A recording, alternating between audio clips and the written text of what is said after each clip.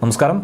പ്രിയങ്ക ഗാന്ധിയെ ഒഴിവാക്കിയാണെങ്കിലും നിലവിൽ വയനാട്ടിൽ നിന്ന് ജയിച്ച രാഹുൽ ഗാന്ധിക്ക് റായ്ബറേലി മതിയെന്നും വയനാട്ടിൽ കെ മുരളീധരനെ മത്സരിപ്പിക്കാനുള്ളൊരു നീക്കം നടത്തണമെന്നും തന്നെയാണ് കോൺഗ്രസ് മനസ്സിൽ കണക്ക് കൂട്ടുന്നത്. അതിൽ കോൺഗ്രസ് നിർബന്ധിതരാകുന്നു എന്ന് വേണം മനസ്സിലാക്കാൻ.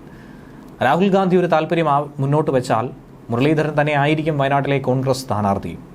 പത്മജ കോൺഗ്രസ് വിട്ട് BJP-യിലെത്തിയതിന് തൊട്ടു പിന്നാലെ തൃശ്ശൂരിൽ ഇപ്പോൾ സംഭവിച്ചിരിക്കുന്ന തോൽവിയിൽ ഏറെ തകർന്ന അവസ്ഥയിലാണ് കെ മുരളീധരൻ.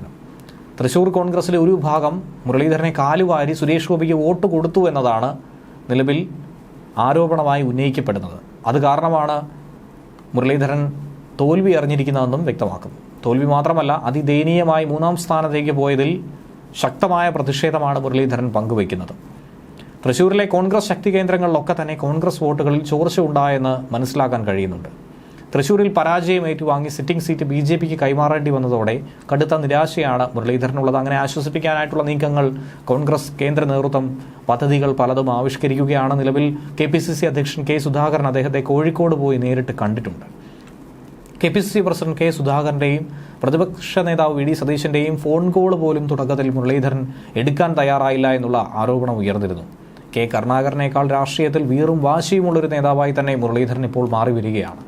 ഇന്ത്യൻ നാഷണൽ കോൺഗ്രസിൽ നിന്നും വിട്ടുമാറി സോണിയാഗാന്ധിയെ പോലും വെല്ലുവിളിച്ച് ഡെമോക്രാറ്റിക് ഇന്ദിരാ കോൺഗ്രസ് രൂപീകരിക്കാൻ കരുണാകരനേക്കാൾ കൂടുതൽ ആവേശം വന്നു കാണിച്ച നേതാവ് മുരളീധരൻ തന്നെയായിരുന്നു. തൃശ്ശൂർ തന്നെ കാലുവാരിയത് കണക്കുകൾ വരെ മുരളീധരൻ കൃത്യമായി കണക്കാക്കി കഴിഞ്ഞു. 96-ൽ തൻ്റെ പിതാവിന് സംഭവിച്ചതിൻ്റെ ആവർത്തനം തന്നെയാണോ ഇത്തവണ തൃശ്ശൂരിൽ 2024-ൽ സംഭവിച്ചത് എന്ന് പോലും ഒരുപക്ഷെ മുരളീധരൻ ചിന്തിച്ച് കാണും. മുരളീധരൻ രാഷ്ട്രീയത്തിൽ നിന്നും പിന്മാറിയാൽ കേരള രാഷ്ട്രീയത്തിലുണ്ടാകുന്ന ചലനമൊട്ടും ചെറുതല്ല. ഏറ്റവും കുറഞ്ഞ മുരളിയെ വീണ്ടും KPCC പ്രസിഡന്റ് സ്ഥാനത്തേക്ക് പരിഗണിക്കുന്നതും കോൺഗ്രസിന്റെ പരിഗണനയിലാണ്. എന്നാൽ ഒരിക്കൽ കൂടി KPCC പ്രസിഡന്റ് ആകുന്നതിനോടുള്ള താല്പര്യം മുരളീധരൻ പങ്കുവെക്കുന്നില്ല എന്നുള്ളതാണ്. ഉത്തർപ്രദേശിലെ റായ്ബറേലി നിലനിർത്തേണ്ട ഒരു സാഹചര്യം ഉള്ളതുകൊണ്ട് രാഹുൽ ഗാന്ധി വയനാട് സീറ്റ് അടുത്ത ദിവസം തന്നെ ഒഴിയും. ആ നിലയിൽ പ്രിയങ്കയെ മത്സരിപ്പിക്കാനുള്ളൊരു തീരുമാനം കോൺഗ്രസിനുണ്ടായിരുന്നുവെങ്കിലും കെ മുരളീധരനേറ്റ തോൽവി, അതിന്റെ ആഘാതം ഒട്ടും ചെറുതല്ല.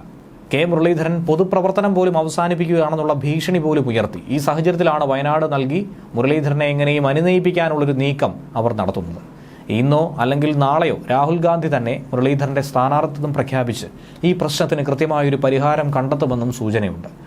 ഷാഫി പറമ്പിൽ മണ്ഡലത്തിൽ സ്ഥാനം ഒഴിയുന്നതോടെ പാലക്കാട് ഉറപ്പിക്കാനായി കോൺഗ്രസ് സംസ്ഥാന പ്രസിഡന്റ് രാഹുൽ മാങ്കൂട്ടത്തിലും കരുക്കൾ നീക്കുന്നുണ്ട്. നിലവിലെ സാഹചര്യത്തിൽ രാഹുൽ മാങ്കൂട്ടത്തിൽ തന്നെ ആയിരിക്കും പാലക്കാട് കോൺഗ്രസ് സ്ഥാനാർത്ഥിയായി മത്സരിക്കുക എന്ന സൂചനകൾ ഇതിനു മുൻപ് തന്നെ പുറത്തു വന്നതായിരുന്നു. മന്ത്രി K. രാധാകൃഷ്ണൻ ഒഴിയുന്ന ചേലക്കര ഉപതെരഞ്ഞെടുപ്പിൽ പരിഗണിക്കണമെന്ന ആവശ്യം ആലത്തൂരിൽ ചെറിയ വോട്ടുകൾക്ക് പരാജയപ്പെട്ട രമ്യ ഹരിദാസ് മുന്നോട്ട് വെച്ചിട്ടുണ്ട്. വടകരയിലെ സുരക്ഷിത മണ്ഡലത്തിൽ നിന്നും തൃശ്ശൂരിലേക്ക് മാറിയെങ്കിലും പ്രചരണത്തിൽ പാർട്ടി സംവിധാനങ്ങൾ കൈയൊഴിഞ്ഞു എന്ന പരാതി മുരളീധരൻ ഇപ്പോഴും പറയുന്നുണ്ട്.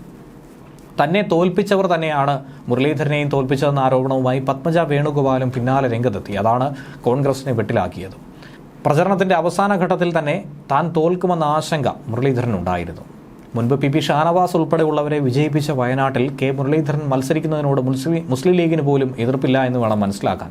ഷാഫി പറമ്പിൽ ഒഴിയുന്ന പാലക്കാട് നിലനിർത്തുക എന്നുള്ളത് വലിയ തലവേദന തന്നെയാണ് കോൺഗ്രസിനെ സംബന്ധിച്ചുള്ളത്. കാരണം കഴിഞ്ഞ നിയമസഭാ തെരഞ്ഞെടുപ്പിൽ മെട്രോമാൻ E. ശ്രീധരനെ ഫോട്ടോ ഫിനിഷിലാണ് കഴിഞ്ഞ തവണ ഷാഫി തോൽപ്പിച്ചത്, കേവലം 3000 വോട്ടുകളുടെ ഭൂരിപക്ഷത്തിൽ.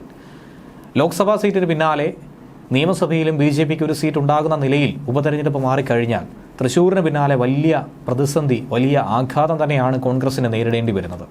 നിലവിൽ മെട്രോമാൻ E. ശ്രീധരനെ ഒരിക്കൽ കൂടി മത്സരിപ്പിക്കാനുള്ളൊരു നീക്കം BJP നടത്തുമോ എന്നുള്ളതാണ് കണ്ടറിയേണ്ടത്. എന്നാൽ രാഹുൽ ഗാന്ധിക്ക് പകരം വയനാട്ടിൽ പ്രിയങ്ക ഗാന്ധി മത്സരിക്കുന്നില്ലെങ്കിൽ അങ്ങനെയെങ്കിൽ മാത്രമേ മുരളീധരന്റെ പേര് KPCC-ക്ക് ഉയർത്താനായി സാധിക്കുക പോലുമുള്ളൂ.